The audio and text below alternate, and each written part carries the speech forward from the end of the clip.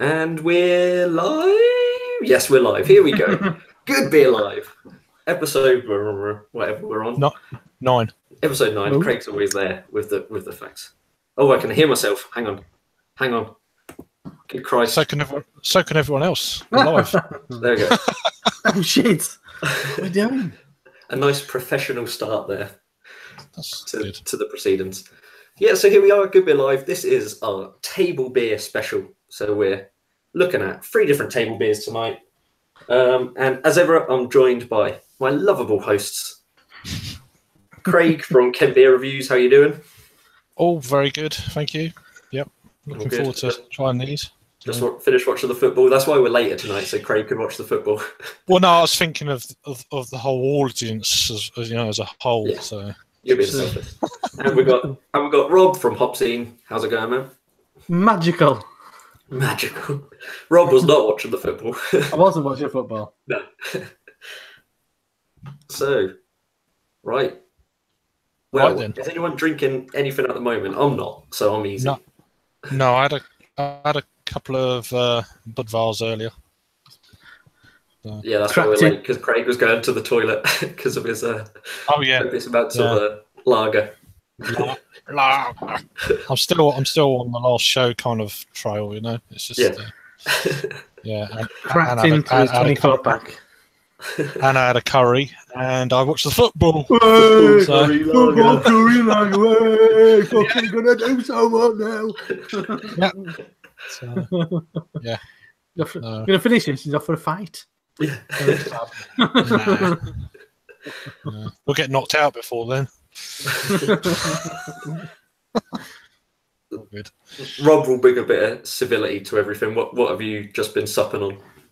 It's called More Glow. I ain't got the cans. The rest of it's in fridge for after. By Left-Handed Giant. It's a single hop mosaic IPA, and it's lovely. I had a can the other day and enjoyed it that much. I went and bought another one because I thought I think I should review that because I think they did a really nice job. Kind of balanced. It's not kind of just full on juice. It's got a little bit of bitterness as well, which I think Left-Handed Giant do pretty well. But I found them a bit up and down, so I don't buy everything that they release. But so I found one I enjoyed, so I thought I'll buy another. Well, that's the way to do it, I think. Exactly. If you see one you like, you get another. Right. Let's get down to it because I'm gasping for these table beers. So what we going for first? Because I can't remember the order. Kernel.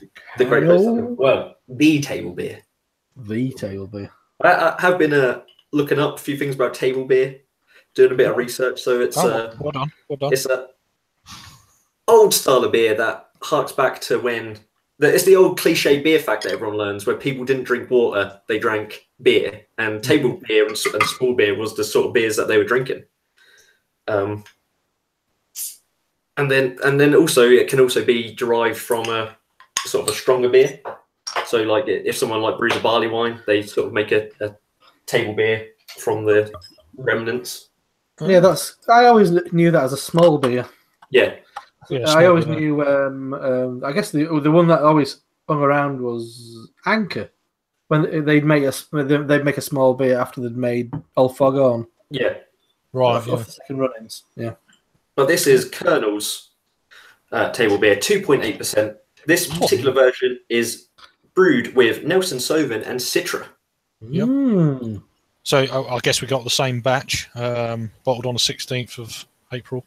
Yeah, so just over 2 months old. I think it'll be fine for it as well. I mean, it's kind of stuff that should stand up. It's not really imperative that it's fresh as a daisy, is it really? No, exactly. And I mean, this is the Frig 30 bottle, but I was sort of used to table beer coming in 550s, is it? Or 500? 500s, yeah. I think they were 500s about 4 years ago or so. Yeah. Remember, this was my first table beer I ever tried was from these guys. So yeah, I think me as well. Yeah, I think they kind of popularised the style in the UK. Yeah, I mean, and then they changed up with different hop varieties and stuff. So yeah, maybe it could be a hop thing. Maybe price of hops. They thought they'd get more out of it by not putting in 500s. I don't know really, but hopefully they leave hops alone when it comes to the trade wars. That's all I'm worried about. Right, getting political already. No, just hops. Just hops. But it's the original haze that we come to know from from the Kernel. It's really quite pale. It's very pale. Yeah. I mean, I've not poured the sediment in, so No, me neither. It's almost got like a champagne-y type look to it without the carbonation, I think. Yeah, it does look like piss, to be honest. In the best possible way. That an evening where you've spent supping some quality beverages and you've had a slash, and it looks kind of that colour, but in the best possible way. I mean, because I guess that was it. It was London murky, wasn't it? That's what everybody used to always say before the kind of the haze craze kind of took over the world. I mean, it looks like a sour or something. Yeah, I know what you mean. That kind of light fluffiness to it. Yeah. Pure white aromas. I'm definitely getting aromas that aren't sour, and I'm just nowhere near my nose. It's like we keep getting these little. What's that? What's this? I'm keeping my distance, but yes. For a closer inspection. Oh, lovely. That's lovely. Yeah, isn't it? Cool. Getting that kind of dryness from the Nelson sort of thing, but then that Citra. Yeah, you're definitely getting the kind of the grapey quality, and very prominently grapey as well. Not kind of like sometimes with stuff with Nelson, it's maybe a little bit more winey. It's kind of slightly kind of Chardonnay-esque or whatever. But this is actual kind of like white grapes. I mean, we buy grapes for my son, and it's like I'm quite. Now I'm used to the smell. It's definitely getting more grapey than winey in that sense, I'd say. Yeah, for sure. Yeah, because I think that sort of sweetness adds to that. There's almost like a perceived sort of a little sweet kick from it. I am getting there's a slight kind of dryness or something else. I'm getting kind of gooseberry and maybe a bit of melon as well. Yeah, like we said, we mentioned that looking like a sour. It just borders on slightly tart for me. It's like it's not tart, but like there's a little, like you say, like a gooseberry slight vibe to it. Like almost like maybe a piff of lemon or something. Yeah. But yeah, that's Nelson. Like it's funny because Citra you come to expect those big juicy flavors, but I think this is Nelson heavy. Yeah, I do as well. Whoa.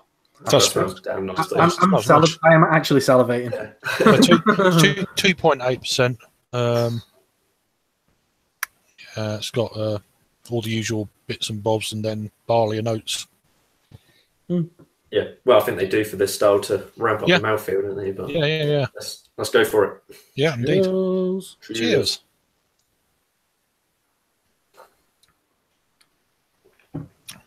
God damn. It just goes, doesn't it? It just literally very crushable. Well, it's going to be, of course, all these beers, but yeah, especially when you got the weather for it, it's exactly. Like they're not going to last long. Not going to last long. This is what you have before. This is what you have before you have a few beers, kind of thing. It's just like get you in the mood. I think I'm going to finish this before the end of the sentence.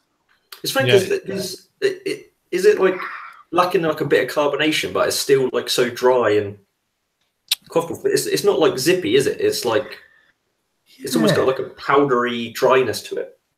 Absolutely. Yeah, no, it isn't fizzy at all. Maybe that's probably a good thing because it does keep you. It's in that sense, it's a bit wet. So it keeps you coming back, doesn't it? It's wet, but it does have a. I am feeling kind of slight dryness on me, kind of like around me, like on my gums. Yeah. The dryness on my teeth. Yeah. Yeah, absolutely. Yeah, I can feel it on my tooth. And yeah, kind of chalky, lemon. Once again, a bit of melon, gooseberry. I think it kind of follows what it would promising on the nose. Yeah. There is hints of that Citra, but it's not, obviously, like we already said, it's not Citra forward. No, it's again quite a lot of white grape in there. For me, it's like it's just subdued, but in a nice way, in a really drinkable. Everything works. There's nothing spiky, which I don't think you're going to get in this style of beer. No, it's super crushable. The whole point is balance and drinkability. Oh, it's packed full of flavour. I mean, yeah, it is. If you're looking for a beer that's kind of got that body to it, and that is obviously it's not going to be that. But then most But people the are going body's to know actually really good, I think, it's on not this. too It's, bad. I don't know. It's apart from that, I think it is lacking. I think it's just what I don't drink a lot of table beers, so that part of it, you know, it's just not there. But taste wise and crushability, it's what you want really. it's damn good. I forgot to say, by the way, at the top of the show, thanks to Honest Brew for supporting the show, as always. Couldn't do it without you. Indeed. Well, we could, but we'd have to get our own beers, wouldn't we? It wouldn't be the same. It wouldn't be the same. No, but no, it's really not. I haven't had a table beer for quite a while, so this is. Look at that murk. Just. There is a lot of sediment in this, and but I don't know if it's sort of like stuck. It looks like it's like stuck to the bottom of the. See, mine's quite. I think mine's quite loose. I think I've just got a bit of slurry at the bottom. I ain't got a yeast cake. Yeah. But I ain't got a load in there. I mean, once upon a time, you used to always think you'd leave like that much of the bottle for a bottle of Kernel. But I mean, it's not. I think they've clearly over the years refined that a bit as well. My bottle anyway. Yeah, I remember 4 years ago, maybe 5 years ago, when I first started getting into this sort of beer. I think Kernel was one of them breweries I went to, and I saw I was like, what is all that? And then I drank it as it was, and I thought I'm just going to swill it around and pour it all in. And they were really cakey then. They never used to bother me even then. No. But yeah, they did murk up the beer. Even that's before the haze craze. Yeah. It's kind of ironic that Kernel beer doesn't look that murky anymore. Yeah. In comparison. Everyone's sort of caught up and then Exactly. But yeah, it's I always like a Kernel beer. Whenever I try one, I'm never, or very rarely, disappointed. So, solid brewery. So we just got some comments. We've got Ollie over at Pint Size, who's graciously joined us. A fantastic channel. Absolutely. Award-winning Pint Size on YouTube. No, please do check him out. He's fantastic. He says he's on Neo Human. He says Neo Human over here. Hardly suitable for a table beer special. Evening, gents. Evening, Ollie.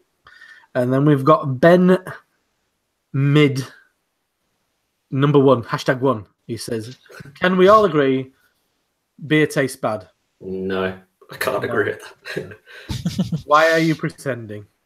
Because that's the only way we could get through this. If we didn't pretend, there's no way we could sustain a show. I know. Very earthy taste, would you say? No. Not very. It's slightly dry. Yeah, but thanks for watching. If you've got an interest in beer, what are you drinking? What beer that tastes bad are you drinking? I'd suggest getting better beer. That would be my recommendation. Yeah. Or just don't drink beer at all if you don't like it and stuff. But thanks. Hey. Ooh. Tasty stuff, as always. But this is probably the most different table beer I've had from the Robert ones. I remember the sort of other ones being slightly more on that fruity side, whereas this was like nice and dry and grapey and just a bit different. Yeah, like I said, a little bit of melon coming in there, and it's damn tasty. Packs of flavour. But yeah, nice. I think I've had about 2 or 3 variants of their table beer. I can't remember what hops were in the other ones, but they're all pretty decent. Whatever you get is going to be good. So, right, who's introducing? I'll do it. As it's a local brewery to me. Next up, we've got a can of North Brewing Co. from Leeds. And it's their, obviously, it's just imaginatively known table beer. And this is brewed in collaboration with De Molen from the Netherlands. They're not giving away any secrets on any of the ingredients on this one, so a bit of a crapshoot for us. So, but 3.3% ABV. Love the artwork. It's a guy who does he does artwork for a number of like bars and shops and breweries and stuff. Does this guy? And I love the artwork on the special cans for North. Looks great. Cool. I've got a T-shirt with one of them on. Not that particular one. I liked it that much. But yes, so yeah, 3.3. I've not had this one. I've had a couple of more recent table beers from North, and they were good. And we've all been to the brewery, haven't we? We have. Yeah, I've had a fair few beers from this brewery this year. That's cracked with a nice stink on it. And Stank. That's a stank. I'm gonna pour it all like a fucking right man into the say, pint glass. It does say on the back citrus zest in the ingredients. What is it? Yeah. In your lager glass. Got a pint glass and everything. Oh, no. Like a right bloody man. Like a right bloody man. I'm not actually going to pour all of it because I can't sniff it then. But that's they're clearly handing back the membership card with that one. But yeah, lot hazier. Yeah, even at this stage.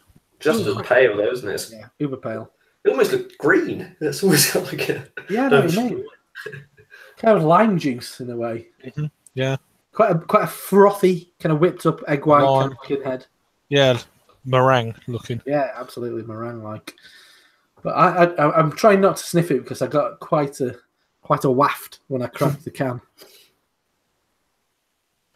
Oh, yeah, that looks damn good, but I just want to sniff it now. So do I. Absolutely. Let's go for it. Ooh, lovely. Oh, Wow. Ooh, I mean, you guys might get a bit better nose than me because I'm a bloody man and I've got a pint glass. But I get a lot of once again sharp citrus. That's the first thing, and maybe slightly herbaceous. I'm getting a bit of like Earl Grey in there. Ooh, yeah, something a bit sort of like Earl Grey tea. Yeah, very strong Earl Grey tea. Yeah, some kind of tea. I wouldn't know. Yeah, it's that kind of kind of bergamot kind of thing. Yeah, slightly perfumed in that sense. There was a aroma apart from tea. I can't put my finger on it. Maybe like lemongrass or something like that. It's something lemony, like spicy and herbal about it. It's quite medicinal. Floral, wheat-like. Yeah, floral, slightly wheat-like as well.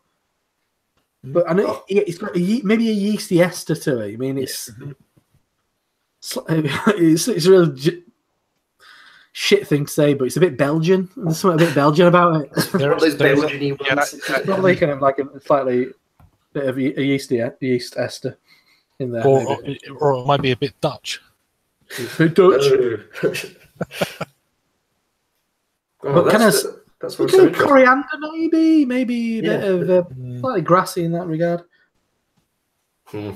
That's one damn good. Yeah, it does, doesn't it? It does. It really does. Let's give it a try then. Go for it. Cheers. Down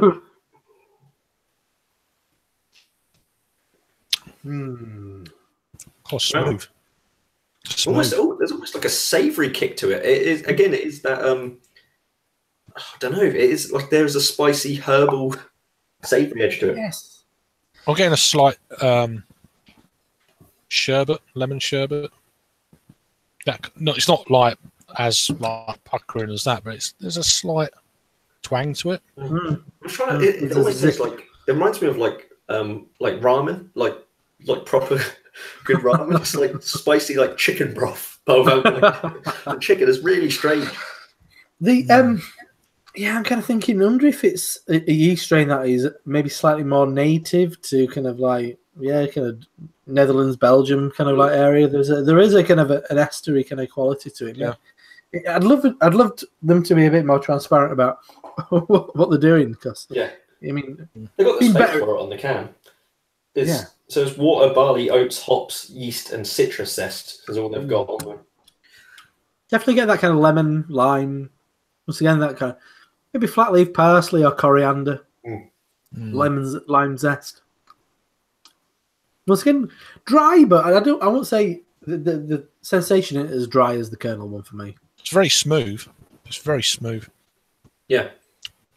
But there is that right at the end of the palate. I'm picking up that kind of twang. There is. It's quite light and fluffy as well. Well, it's amazing just how much flavour they can pack into a beer of this size. And to me, like, it's obviously it's not the biggest beer in terms of body in the world, but it doesn't feel thin or insipid. It actually feels like you're drinking like a proper beer. It's not one of those kind of like, it's not a beer that, where some of the early session IPAs were all like, it was a bit hop tea like, it was a bit kind of like slightly astringent and a bit over hopped in a lot of ways, and I don't think it is, and obviously the Kernel one isn't, but I think it's really quite well balanced as well, and quite nuanced, I guess, as well. You're talking about ramen and stuff like that. So it has got a lot going on for a beer of 3.3%. Goodness me! Most cask ales wouldn't have that much character for 3.3%. This is like a pale ale kind of thing. It's got that.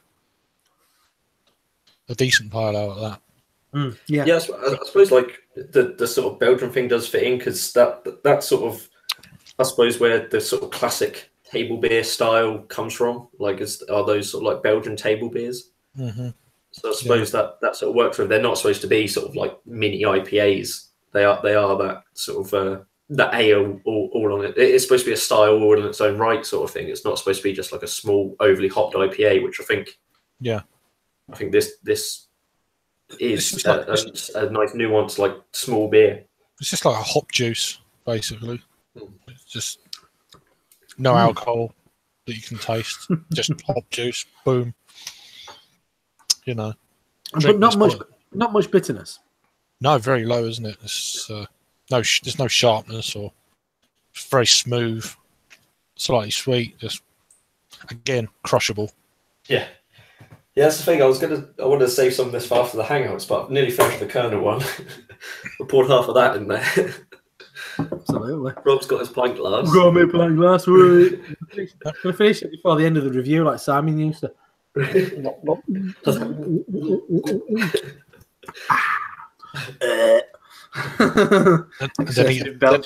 and then eat a 40 ounce.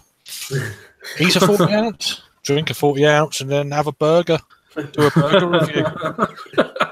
World's biggest supermarket burger. I've not watched that one yet. Neither have I.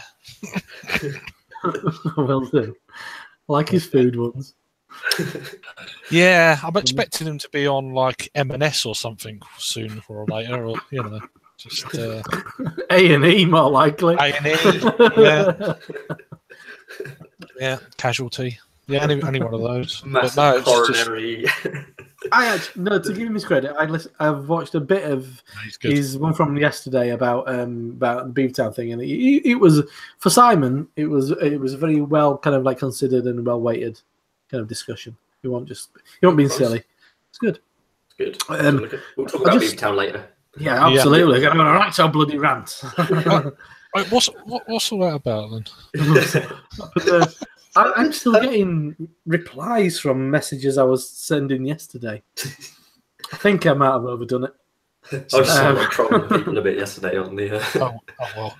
I think I just got a bit kind of like egged on a bit. Right, go on, Rob. Do it. And apparently there's supposed to be a shortage of CO2, and there wasn't yesterday. There we go. Lots of hot air. We've got a couple of comments. The Clueless Drinker, our lovely Uncle Peter, says, "Evening, chaps. Just returned from an accidental beer haul." Yeah. Oh well. Not it's AUL, not ALL. So he ain't got back from an accidental beer haul. Oops. I just accidentally walked into a beer hall. And then Lee Codes says he's drinking a Kernel Black IPA. I've not had one of them in a long time. Not neither have I. Ooh, love them. There's an idea. One of the earlier ones in the UK. Yeah. Kernels, I think. Yeah, them and he says good. Sorry. He says good evening, chaps. Good evening, sir. Evening, Lee. How you doing, Lee? But no, them and Weird Beard, they were probably my first black IPAs. Probably about 5 years ago, something like that. 5, 6 years I ago. prefer India Porter, if you're going to say that. Yeah. India Dark Ale. Yeah. Yeah, whatever you want to call them. Hobby Stout, bloody blah. It's just, they're nice. Yeah, it's nice to see them coming back a bit more as well. That's why I like the Kernels. They're just always there. They're never shouting about anything. It's just there. They're the Kernel, and you can grab their beers, and you know you're more or less gonna enjoy it. They're never built. They're never kind of like they've never been invested in. They're never fucking pulling out of beer festivals. They're never pulling any silly stunts or anything. But it's just that their label, I think, just speaks volumes. Like brown craft paper. Yeah. They haven't changed it. It's just brown craft paper. Yeah, but they don't taste like cardboard. That's a good thing. Yeah. No. That's another lovely table beer, isn't it? There we go. Yeah. All these table beers on the table here. There we go. So, is Craig going to introduce the next one? And then I'll give you a quick reminder about our lovely discount code when Craig's when we've finished this one. I'll little sneaky code at the end. Or you can just look in the description and find out now. Yeah. And so it's not from the Buxton. Sorry, I'm interrupting. Yeah, in Buxton. Shut the fuck up. So it's their table beer. How do you pronounce the lot? Is it Zawn? Yeah, like dawn. In the Zawn. Like dawn. Yeah, there you go. As it was summer solstice yesterday. It's kind of 3.2% ABV table beer. Any other information? It says sometimes we need a beer that can quench our thirst. There's a big flavour and isn't massive ABV. This table beer is for those times. It's canned on the 22nd of May, so I mean it's less than this is pretty damn fresh. Pretty fresh. Pretty fresh. Okay. But yeah, not had this one. No. I think the first Buxton can I've had. Ooh. I've had a few of the newer stuff on draft, but yeah, I've had some new stuff on draft. Holy smokes! You thought the last two were pale. Jesus, that is. Look at that. When it was pouring, I thought it was actually the colour of water. That is that is clearer than the actual kernel, and so. Yeah, look at. I mean, that's next to the North one. Like the difference is crazy. I mean, and this has not got the sediment in either. No. So, Wow. That'd be interesting. But yeah, they're following the same pattern though, even though it's so much paler, isn't it? Like slightly hazy. I think that most of these will have oats or wheat in it just to give it that bit of a body, and that's probably where the haziness is coming from in this. Yes, it's got oats. Yeah. Yeah, it says barley, oats, and wheat. Yeah. Great looking can, though. I've got to say. Cracking, isn't it? Wonderful looking can. Yeah. It's nice to see them canning as well now. It's yeah, I've had is it Medusa Bay? I've had that one, the IPA. Yeah. That was nice. I've got it downstairs. Yeah. And then they did Sonrisa, the orange and something pale. I've got that. I've seen that locally. I've had a bottle when it first came out, but yeah, I've had a bottle of them. But yeah, it's. And did you have the can of the? Is it the Axe and the Power of Eggs? Yeah, and the blue. I was a bit let down by it. I had it on draft. And it was okay. I heard mixed things about it. I enjoyed it at Hop City. Yeah. I've had a can and a draft subsequently, and was a bit disappointed by it. But yeah, I think that was their first can release. I think it was. Yeah. I thought the Medusa Bay was much better than the Axe. Right. Yeah. That's anyway, cool. Go for an aroma, as the French say. Ooh, that's got a lot going on. Oh, that is very interesting. Yeah, I'm getting a big sort of malty kick to it. I'm getting pine, a little bit of pine resin. I'm getting kind of like a It's like a garden flower thing as well, mate. I'm getting kind of like pansies or like crocus or something like that. I mean, just like quite a common like garden flower. Yeah. Kind of dandelion and burdock. It, No, come on, Jackson. this is coming across as for me the easiest thing to describe it as is like a pale ale. Yeah, it's kind of like mildly kind of. Is it kind of Parma Violet-esque? Mm. A little bit, maybe. Grapefruit, yeah, maybe kind of pine to a certain degree. Nice. Yeah, pine, a little bit of dry. There's that kind of. It smells. I'm getting like a cereal, like malty thing to it. Like Really? Yeah. I don't get that at all. Like maybe something like cornflakes, something like cornflakes with sugar on. That's Frosties, isn't it? Cornflakes with sugar. Yeah. They're great. Yeah. But it's like tangerine, maybe. Yeah, for me, it's thrown me a little bit. It smells like something I'm not that familiar with. Don't know what it is. Maybe there's a yeasty edge to it. Maybe These have been so interesting. They're so different from each other. It's crazy. It is. It really is. I mean, I'm getting more of that kind of pale ale thing from the one we had before from North. This one, yeah, I'm getting that. Definitely getting a pine. Wouldn't even go near dank, but because it's what it is. But it's definitely a pine edge. Smells damn nice, even if it is slightly earthy, almost pine. Let's give it for a taste. Wow, come on. Oh, cheers. Cheers. Oh yeah. And the texture to that is so different to especially the last one. It hasn't got any of that chalkiness of the. No. Of that, it's got a bit more. It's got a bit more structure to it for me. It tastes bigger than what it is, I think. Yeah, exactly. Was it 3.2? So not that matters, but I get a bit more of the cereal that you were talking about on the aroma. I get that a little bit now, and I get a little bit of kind of. It's slightly kind of like sweet, like a sweet bread. You mean kind of slightly brioche-esque? Not full on, but I don't know what it is. Yeah, kind of like as the French say. Brioche-esque is what the French say. Yeah. But yeah, like apricot Danish or something maybe.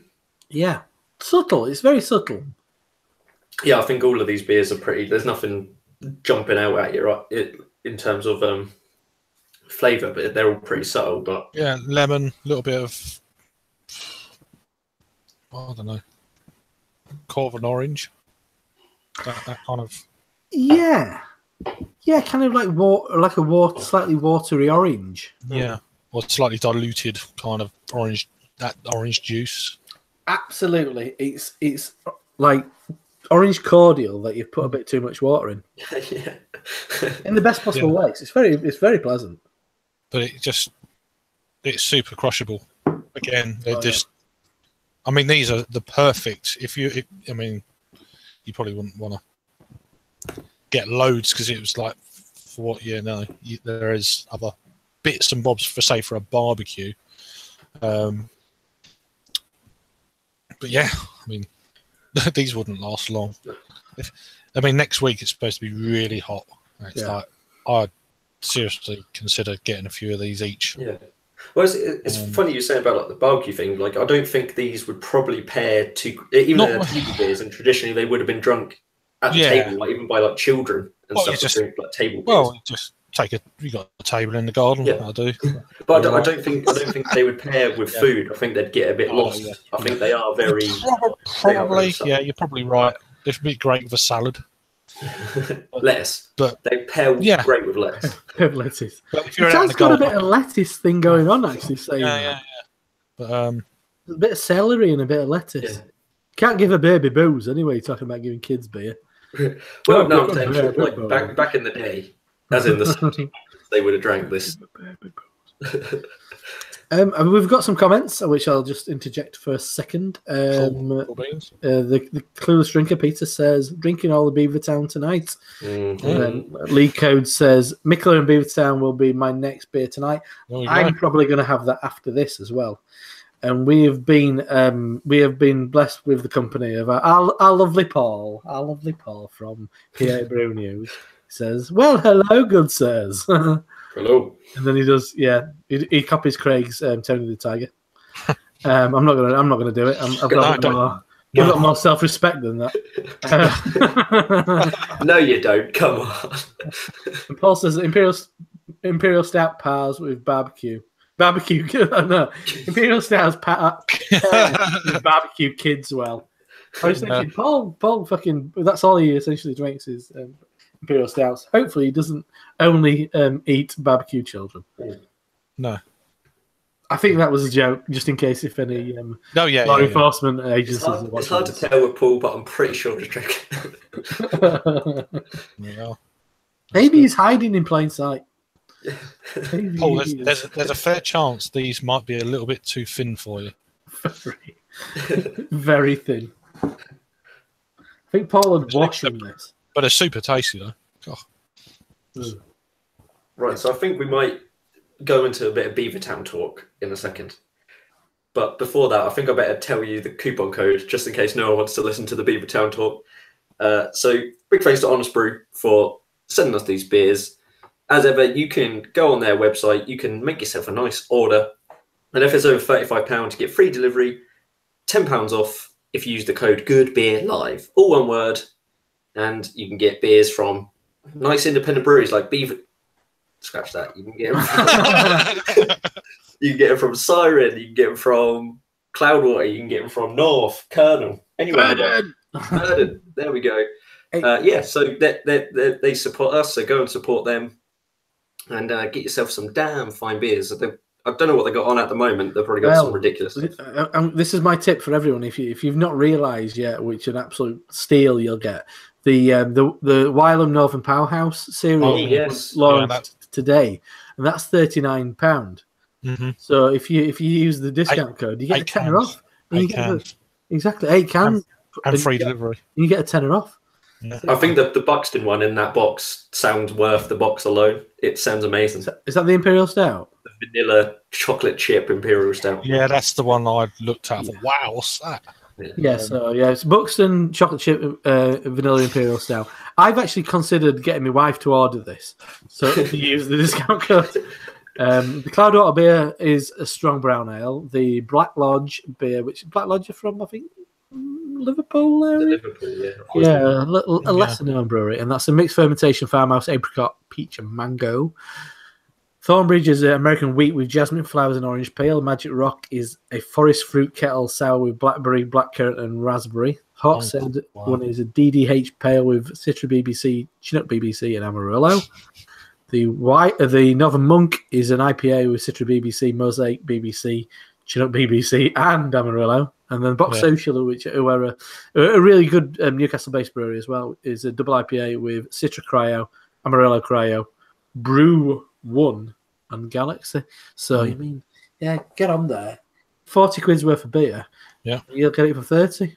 Yeah, and these won't be shown on the BBC either. So say that. Because that'd be fake. Anyway. I'm considering it myself. Yeah. I must admit, I looked at my other day, I was like, yeah. Every time you go on there, there's a whole load of beer you want to get, and it's like I just bought a box, and it's like it's just you can't get it all. And every time I order, they then whack up like 10 more ridiculously good beers, and I thought, if I just waited a day. There's been a couple of times already this week since I ordered on Monday that they've updated their new in page, and it's like fair play. Fair play. You saved me money there. You saved me having a conversation with my wife where I'm like, did we buy it all? They must have thrown them in. Just before we get onto the Beavertown talk, I'll do a couple more comments. As predicted, Paul does say, a bit thin at least. And then Peter says, feed them first. He's referring to the barbecue children. And Paul says, you've got to plump them up a bit. And then Harry's here. Hey, Harry from Blue Nose Beer Reviews. And he says, Rob stole my T-shirt. Yeah. Paul from PA Brew News says, Beavertown is Peter's new favourite innocent fling when he wants to cheat on his green queen. Peter says, BBC, DP, dry strout.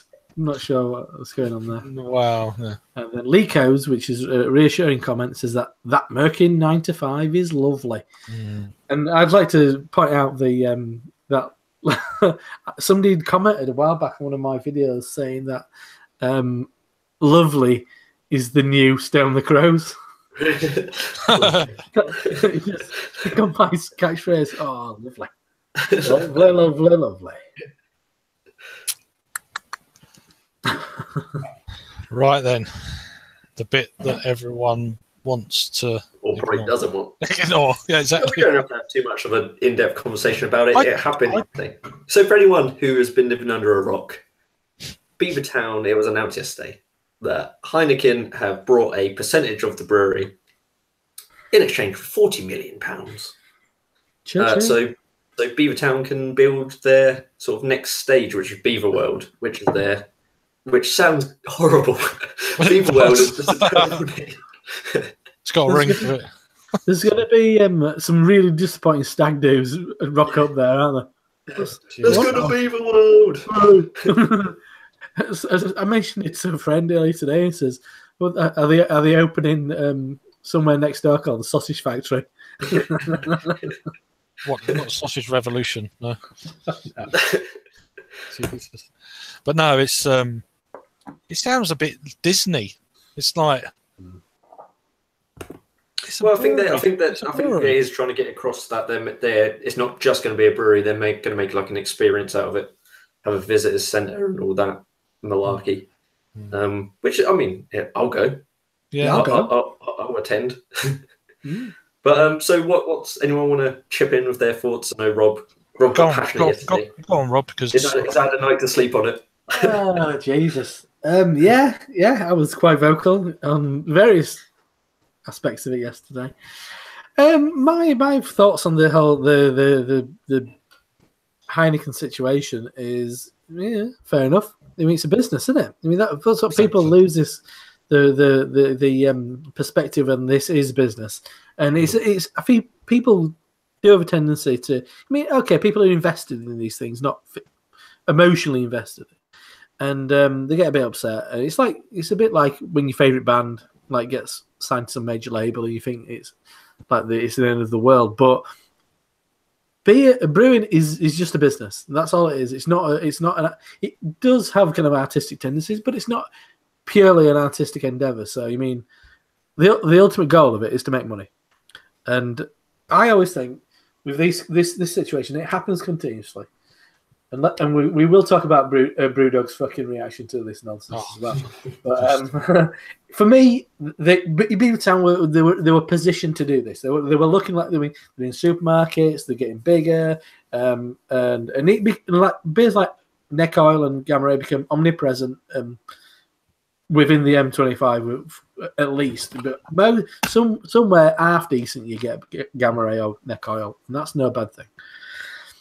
But for me, it looked like they were positioning themselves to move up. I coined the phrase, it's a process of ascension. They move up, somebody then goes, pop, pop, pop, fills where the gap that they left, and then somebody in turn kind of fills in from them, and everybody kind of climbs up that kind of little ladder a little bit. And then the world keeps spinning, and that's fine.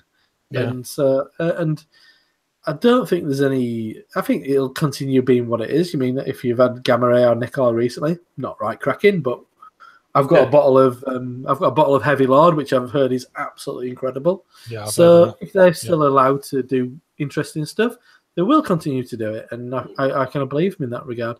If they just want to take a back seat, I think it's eventually actually sold 100% to Heineken, didn't they? And they can do that, but that's their prerogative. You mean, as I said.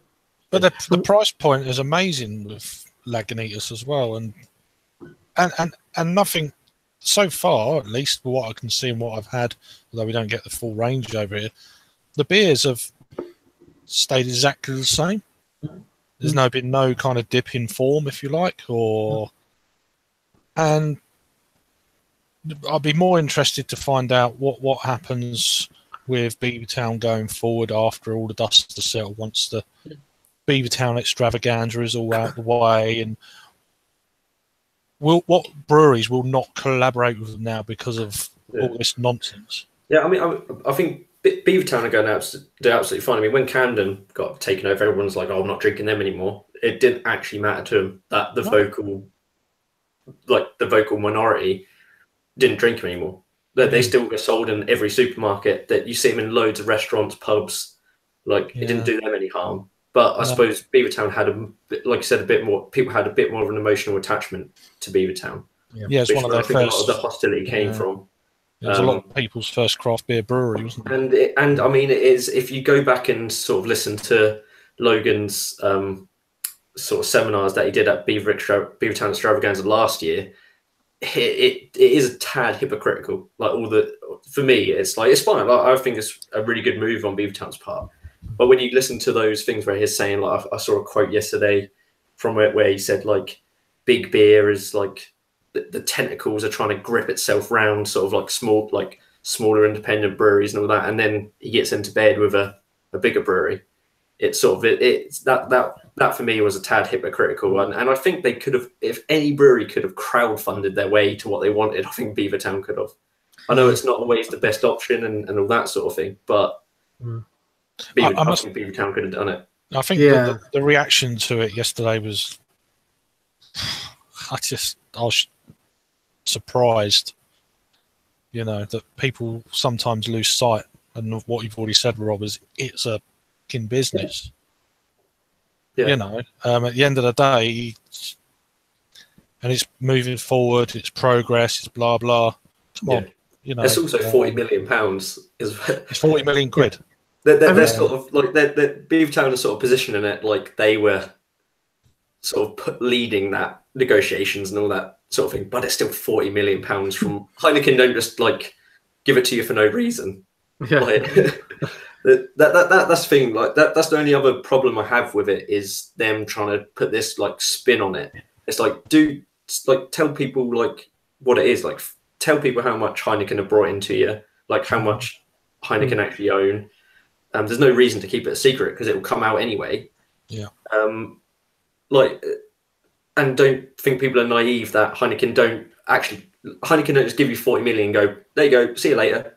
They need to know that if it's just like constant updates, there'll be some representative feeding back to Heineken all the time about the status of how much they're making and all that sort of thing. So Heineken will have some involvement. They just have to, because you don't get £40 million and they don't. As long as, they're going to actually start brewing their core range beer in Belgium, I think, which I read the blog post about probably a month ago or so now. So it's going to open up to more people. More people are going to start getting into the world of craft beer, stepping stone kind of thing. Yeah. How's that so bad?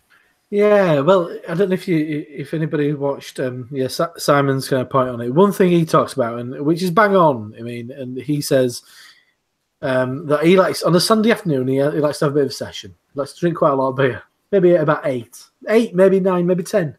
That's what he says. And he says, if I were drinking kind of like cans at like £4, £5, £6 a pop, I'd be skint. Yeah. But if you for a lot of people, it will be a lot more affordable. I'm sure. I think Beavertown in the supermarkets at the moment is not that bad priced anyway. But it might, £2.40 for a can of Lupoloid. Yeah, well there you go. Come on. Not everybody can kind of like afford the kind of these luxuries, so it's good beer in people's hands, and I can't see that being a bad thing. And that's what Brewdog always kind of like aimed for as well. But they just for me on the fucking Brewdog situation, it feels like it's like you're allowed to take kind of like you're allowed to take kind of like big beer money, but I'm not allowed, so I'm going to be scorned by that situation. It's bullshit. It's hypocritical. Oh, for fuck's sake! When I saw James post that, I think I sent him a gif of someone rolling their eyes. The trouble is, they set a precedent, didn't they?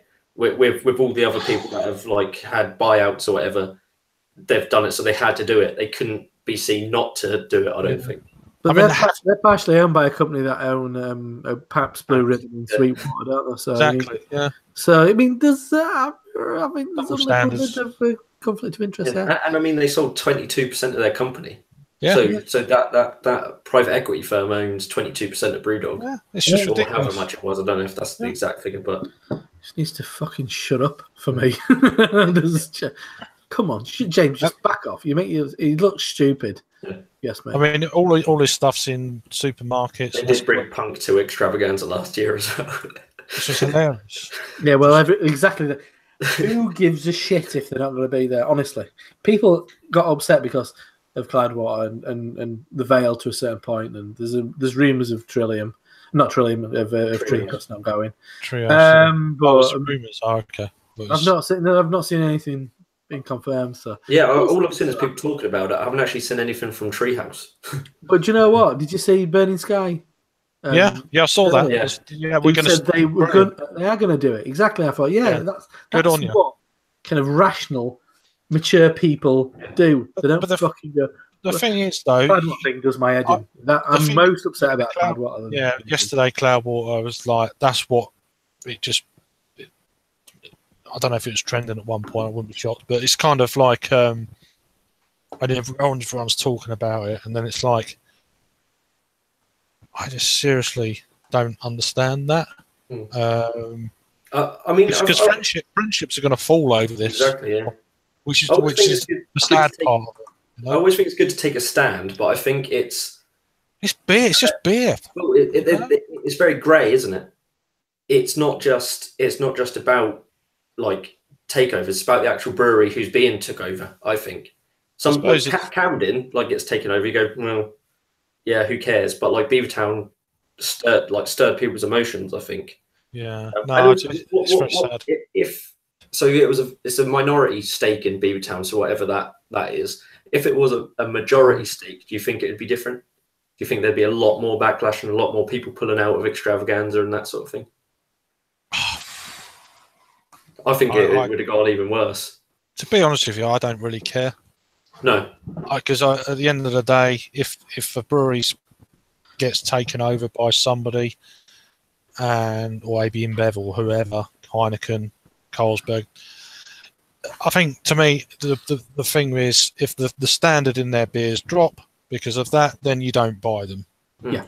If they keep the same, you'll keep on buying them, and that's where I am with takeovers. Yeah. Business wise, money wise, do what you want. More power to you, as they say. But all this other bullshit. Oh, you're not independent. Fuck, you know. Yeah. At the end of the day, it's a business. Get on with it. There's worse things going on in the world. Well, and also, just find a new brewery, and if you care about independence, support the independent brewery. Don't buy Beavertown ever again. There's plenty of breweries. There's plenty of breweries to go to if that's the way you feel. Just fine as well. There's hundreds of breweries that need your support. Yeah, don't get upset. It's so hard to sell beer because there's so many breweries. So support a brewery that won't get a leg up on Beavertown. On the grand scheme of things, it doesn't really matter. Someone's doing really well. Good luck to them, you know?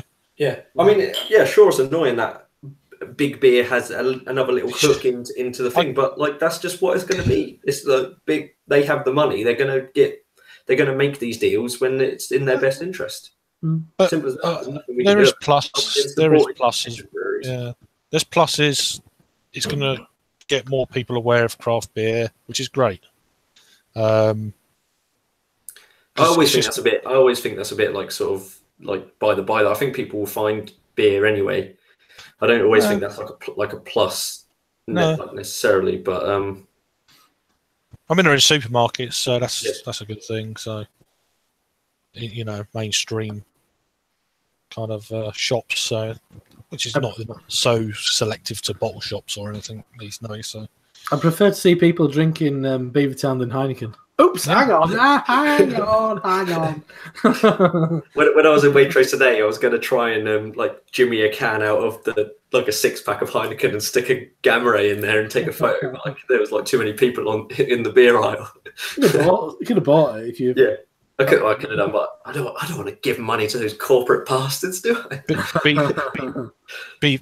Beaver can. Beaver. I like Hiney Town. Hiney Town. Town. That's the strip club in the fucking in Beaver World, isn't it? That'll be the Hiney next. Town. That'll be the next collab. That's their basement bar, Hiney Town. It's the next collab. That's it. Well, funny you should say that. Paul and well, mainly Paul's been commenting, but he didn't say Lagunitas Beavertown collab coming. I saw that. Yeah, that's good. But as Paul just one thing I was going to get onto. He says, if I made a brewery and someone offered me $1 million to buy me out, all I can say is, where do I sign? Indeed. And he said, well, a few million in my pocket, I'll still be independently wealthy. Boom. Boom. I mean, exactly. I mean, once you get into this position where this is offered to you, you've got a family. You're going to do it, yeah, for God's sake. And actually, like, everyone says, in the grand scheme of things, like, it sounds weird to say, but 40 million isn't actually that. Like, Logan's not retiring on that. That's actually to further progress the business. He doesn't get any of that money because they've only brought a small percentage of the business. Yeah. They haven't actually brought him out. Yeah, they haven't so they don't own 51%. The maximum they will own is 49% of the business, which I don't think Beavertown would sell 49% for 40 million. I completely agree. But look at here. Look at Ballast Point selling for $2 billion. If you look at what Beavertown set up, it's probably when I went to Ballast Point, that was before they got bought out. It was probably quite a similar situation. So if they're $2 billion, they're certainly not kind of they're certainly not 20 million, are they, really? It's a bit sounds all very similar to this Wicked Weed when they got bought out last year, and then they didn't go to there was some festival or something. I can't remember what it was. Yeah, it was there. Funkatorium. Yeah, they had the festival there, and then all these breweries pulled out. It's like, yeah, exactly. This is one thing I said. It's the same kind of thing. I mean, it's a long way till September, so we'll see what happens when the thing actually gets here. Yeah, it's just going to rumble on throughout the summer, I think.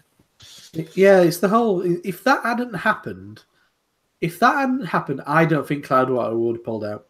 If that whole Wicked Weed thing hadn't happened, they wouldn't have pulled out. And I don't think Brewdog would have pulled out if Cloudwater hadn't.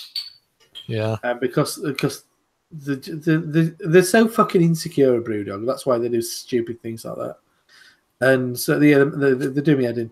But Cloudwater pulling out for me is potentially damaging because they have an influence. Supposedly the second best brewery in the world. Voted for on a website owned by AB InBev. Which is quite interesting. Yeah, but they'll take the awards from an AB InBev firm or owned firm, and then benefit. But but then they'll pull out of. Do Beerhawk sell their beers? Do Beerhawk sell any Cloudwater? Don't think so. No, I know they used to, but then they'd sell plenty of Brewdog. So there you go. What load of bollocks! Well, exactly. Brewdog don't have that many morals when it comes to making money. If it suits them, that's fine. If it's the other way around, no, fuck off. But at the end of the day, drink what you want to. If you don't want to, if you got your nose, what's the expression? Nose in a twist. If you got your panties in a twist over it, don't drink Beavertown. Drink something else. If you think it's good for Beavertown, support Beavertown. Simple as that, really. Just do what you want. It's just shut up about it. If you've got an opinion, it's great. That's it. If you've got an opinion on it, it's kind of like, yeah, fine. You know, you've helped them to get there. You buy their beers, so yeah. I mean, what about just before? Like, we probably better wrap this up soon. But what about so like Hot Burns and Black and a few other independent bottle shops said they won't be stocking Beavertown anymore. Not really. Yeah, exactly. I mean, like I said, I respect people that take a stand, because they are that's how they make their living, on independent breweries, and that's how they make their trade. They say we offer people access to independent breweries. So if Beavertown aren't strictly, like, no matter what definition is, Heineken still own a percentage of them, then they can't sell their beers anymore. It's like the bottle shop. I mean, that they stopped selling Beavertown beers before any of this, even over a year ago. But that was something. That was something else. That was something a bit more personal and stuff, which I'm not going to go into. You probably already know. But then they had a blog post today saying that they're still going to stock Wicked Weed beers. Oh, really? So it's not. Who did that? The bottle shop. They're still going to. Is it Andrew Morgan that he done an article today saying that they're still going to stock Wicked Weed beers. They still stock like the Brewdog specials and all that sort of thing. So yeah. I mean, yeah. So it's all politics and blah blah. To be honest with you, so most people drink a beer to get away from all that nonsense. I know I do. Yeah, so. There is. I did read a good blog post today from is it Rob, your mate, Beer Compagation or whatever his. Oh yeah, Mark, yeah. Where the whole thing was just an analogy about football teams. Yeah. And then a little sum up conclusion at the end. And it's actually really good. It's a good viewpoint to have. Like, if it's a good sort of non-biased viewpoint, I'd say. So go and seek out that blog post. The blog's Beer Compagation, but I can't remember the title of the actual blog post. But go the one at the start of the site. Yeah. Paul, Mark's blogs often make me feel guilty about acting irrationally. It's always very rational about stuff. Yeah, stop being so measured in your responses to things. I like that he released it the day after as well, so it's like calm down a little bit. People read that and it's like, oh yeah, did make me think about it. What you mean? One thing on the comments Paul's mentioned is it says what did he say? You think it's principles, but if you think many breweries pull out because they're half jealous, they weren't bought.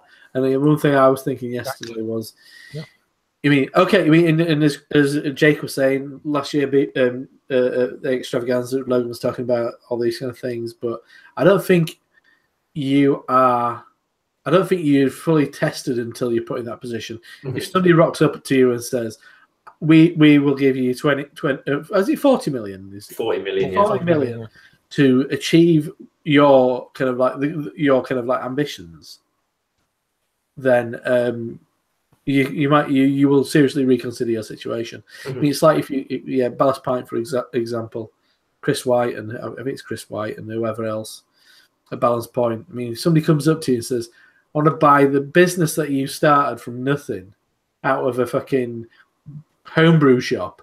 I want to turn that into, I'm going to give you £2 billion for it. Until that moment, you will never know how you will respond. And I'd say I'd be surprised if any of the prominent UK breweries would turn that down. Yeah. I know how I'd react. Well, exactly. And I think people would maybe decide disappointed. If I'd love for the prominent, Wylam, Northern Monk, Magic Rock, who else is there who's kind of prominent at the moment? Verdant. Yeah. If they all honestly said, if they were all stood in front of that fucking guy from Heineken with that big fat fucking novelty oversized check with £2 billion on it. Here's Chris Tarrant. Chris Tarrant with a check. Here you go. Exactly.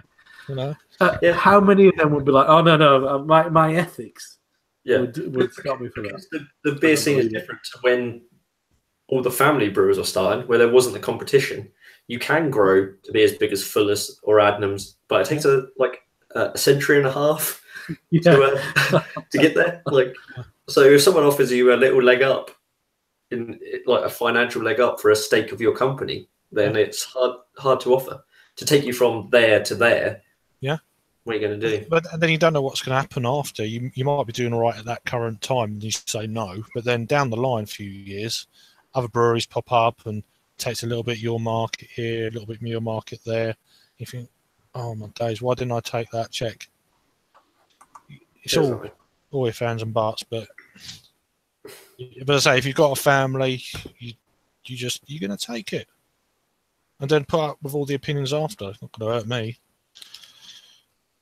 No, exactly. You know, it's just, but yeah. Right. So, any more comments before we? There's a fly. I got it. Any more comments before? Yes, I'll just run through the last few.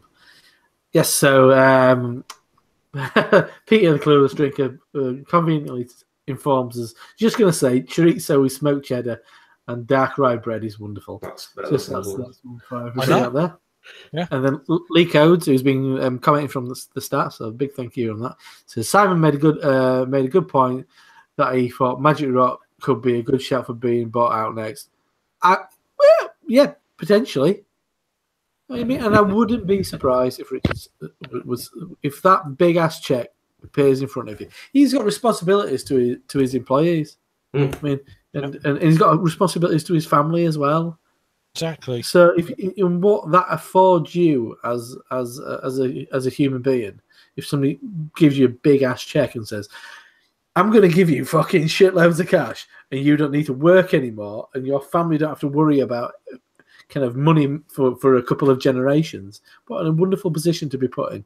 So, sometimes principles and morals are sometimes a bit convenient for me when you're not the one who's in the fortunate position. I think it's a bit convenient. Cloudwater. And he says, I can totally imagine their branding working in supermarkets. Well, yeah, Magic Rock is in supermarkets already. Yeah, you can buy Magic Rock on Beer Rock as well, because they're sensible business people. They're just rebranded as well. So those rebrands look damn good. Well, we've got to do a Magic Rock Good Beer Live at some point. Absolutely. Yeah. From the brewery. Yeah. Oh, yeah. Magic Rock, if you want, we're more than happy to do that. So there you go. That's all the comments. Yep. There we go. So there's Good Beer Live for another month, couple of weeks, whatever our schedule is. We'll do what we want. We're independent. Heineken don't own us. Yet. But if they want to, we'll be pretty cheap. If they want to, I have a pen. £4 or £5 each will just do us. So yeah, just a beer. Exactly. Not Heineken though. Yeah. Beavertown will do. Beavertown, yeah. I'm sure they can get us some. So yeah, get a few. What was that beer? Lords something? Yeah. Dark Lord. Dark Lord. Heavy Lord, yeah. Heavy Lord. Case of Heavy Lord each, Yeah, that'll do. Yeah, that's fine. So, yeah, we're cheap. Quite cheap. We're quite cheap. There we go. So that's the takeaway from tonight's episode, everyone. That's our final thought. We're very cheap. So boom. So thanks for everyone for watching. Thanks for Craig and Rob with their glittering patter throughout the evening, and thanks to Honest Brew. Remember, we've got our code GOODBEERLIVE, all the terms and conditions down below, and we'll see you on the next one. Oh, what? Whoa! Are we introducing what beers we're having next before we go? Can do if you've got. Have you got them to hand? I haven't got them to hand. I can get them. I can get them. Okay, there we go. We'll vamp. Craig, vamp. All the CO2. Yeah. We didn't get onto the other big. All the CO2. CO2. No one can get CO2 beer. shortage. Yeah, it's going to affect. It's going to affect. Was it poultry and beer and beer? But yeah, it's all hot air. There you go. So in stark contrast to what we did tonight, this was my idea. So we're like, oh well, yeah. Jake's a big fan of like table beers. Let's get table beers, and in contrast to table beers, let's get really strong beers. We're gonna be. It's going to be an interesting show by sort of halfway through. Yeah, it's going to be the messiest show probably. It could go on for it could be a 3-hour Good Beer Live. Who knows? Starting with the weakest beer, which is 9. So the theme is strong Spanish beers. So the weakest one is a 9% double IPA from Napa Beer and Lequans called Hammerbost, which I've had before and is lovely. The next step up is Lagar. We're gonna have to I think it's figure it Lauger. out. Lagar. Figure that out. And that is the Russian Imperial Stout. That's the limited edition. I think it's a coffee version of the Imperial Stout. That's 11.2. Oh, can it get any stronger from there? Well, surely not. Yes, it can. So it can, and it's called Black Barley, which is a black barley wine aged in Oloroso barrels, and it's by Gian and Gwents. We're gonna check these out. We're gonna get better pronunciation. Yeah, get the pronunciation. So, and that's a black barley wine at 14%. Boom. And we'll finish them all before the recording's over. It's a chugging episode. We have to chug everyone. Absolutely. So that's going to be quite a contrast to what you've seen tonight. Yeah, definitely. But yeah, there might be some other hangouts going on afterwards where we might drink some stronger beers. So look out for those if they go live. If not, we'll see you on the next one. Cheers. Cheers. Yeah. Up the Heineken.